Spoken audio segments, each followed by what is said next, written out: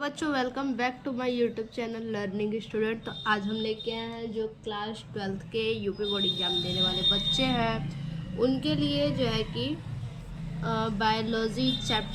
Biology subject से जो है कि जनन यानी जो जनन है यूनिट फर्स्ट इकाई फर्स्ट से महत्वपूर्ण बहुविकल्पीय प्रश्न, ठीक है। और यूनिट फर्स्ट में आपके 3 चैप्टर हैं, तो उसी फर्स्ट यूनिट से हम जो है कि MCQ क्वेश्चन लेके आया है जो कि आपके यूपी बोर्ड एग्जाम में हर बार आया हुआ क्वेश्चन है, ठीक है। तो चलिए देखिए, पहला क्वेश्चन है हमारा, बीजांड का वह स्थान जहाँ बीजांड वृत्त जुड़ा होता है। बीजांड का वह स्थान बताइए जहाँ पे बीजांड वृत्त जुड़ा होता है, उसे कहते हैं, उसे क्या कहते हैं। बीजांड का ऐसा स्थान बताना है जहाँ पे बीजांड वृत्त जुड़ा होता है। निभाग, नाभिका, केंद्रक, माइक्रोपाइल।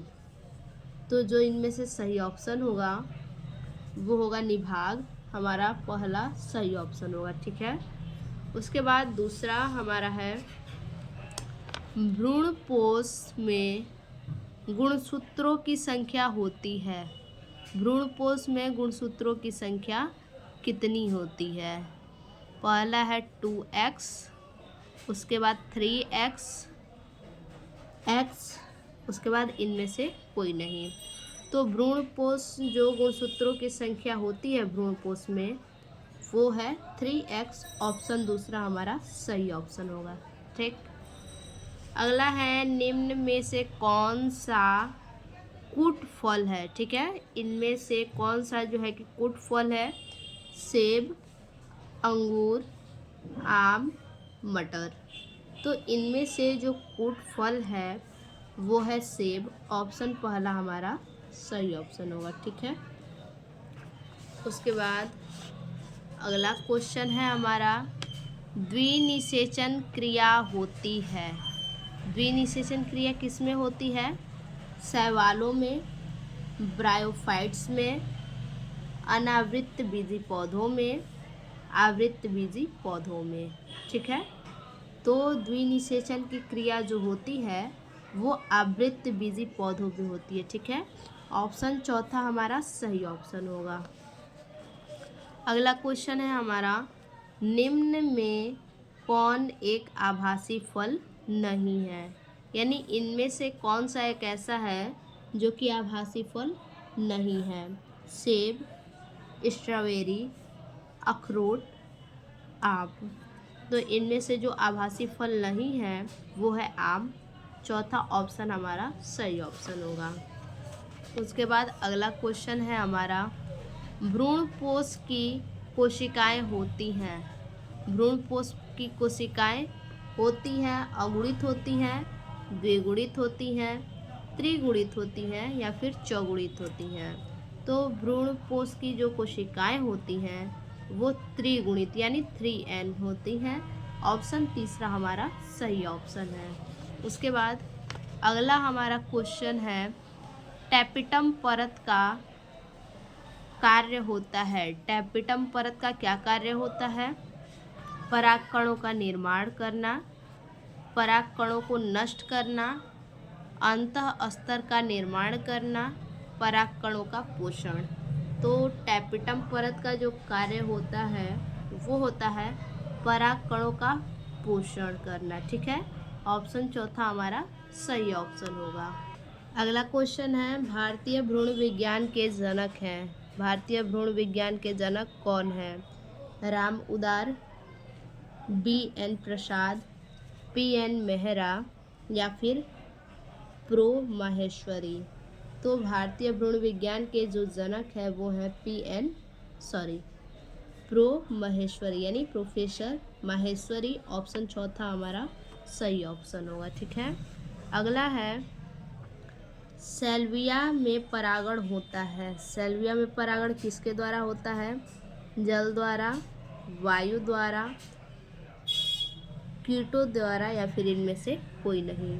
तो सैल्विया का जो परागण होता है वो कीटों द्वारा होता है, ऑप्शन चौथा हमारा सही ऑप्शन होगा। उसके बाद अगला हमारा क्वेश्चन है, घास परिवार, ठीक है। घास परिवार में बीजपत्र को क्या कहते हैं? बताइए। घास परिवार में बीजपत्र को हम क्या कहते हैं? पहला है प्रशल्क, दूसरा है प्रांकुरचूल, तीसरा है परिभ्रूणपोष या फिर चौथा है प्रसुप्ति। तो घास परिवार में बीज पत्र को जो कहते हैं वो है प्रशल्क। प्रशल्क कहते हैं घास परिवार को के बीज पत्र को। ऑप्शन पहला सही ऑप्शन होगा। अगला क्वेश्चन है, एक परागकोश में परागधानियों की संख्या होती है। एक परागकोश में परागधानियों की संख्या कितनी होती है? 4, 2, 1, 8। तो जो परागकोश में परागधानियाँ होती हैं तो परागधानियों की संख्या जो है कि 4 होता है। ऑप्शन पहला हमारा सही ऑप्शन होगा। अगला है, जल परागित पादप का नाम है। जल परागित पादप का क्या नाम है? हाइड्रिला, मटर, नींबू, कोई नहीं।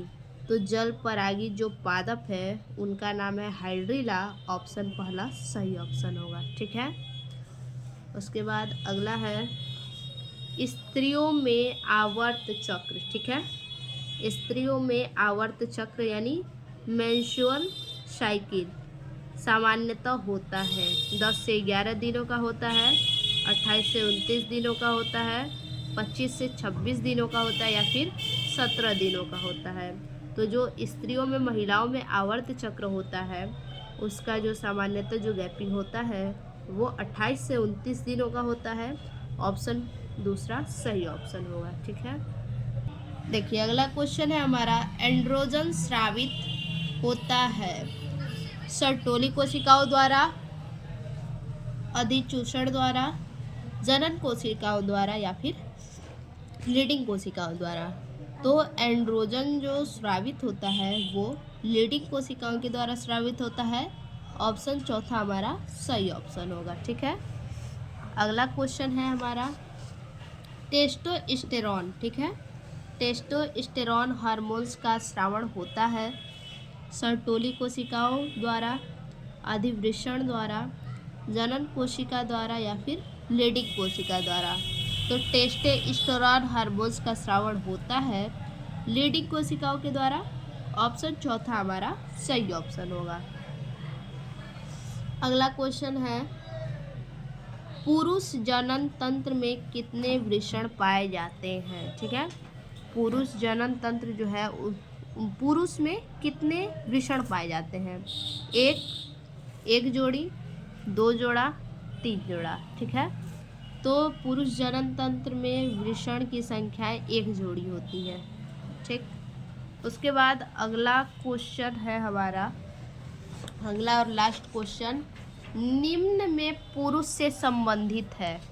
इनमें से पुरुष से संबंधित कौन है?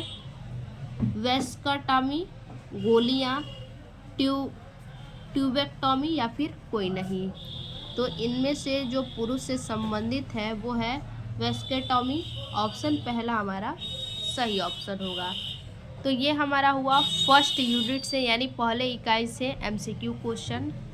फिर से मिलते हैं अगले एक और नए वीडियो में, तब तक के लिए धन्यवाद।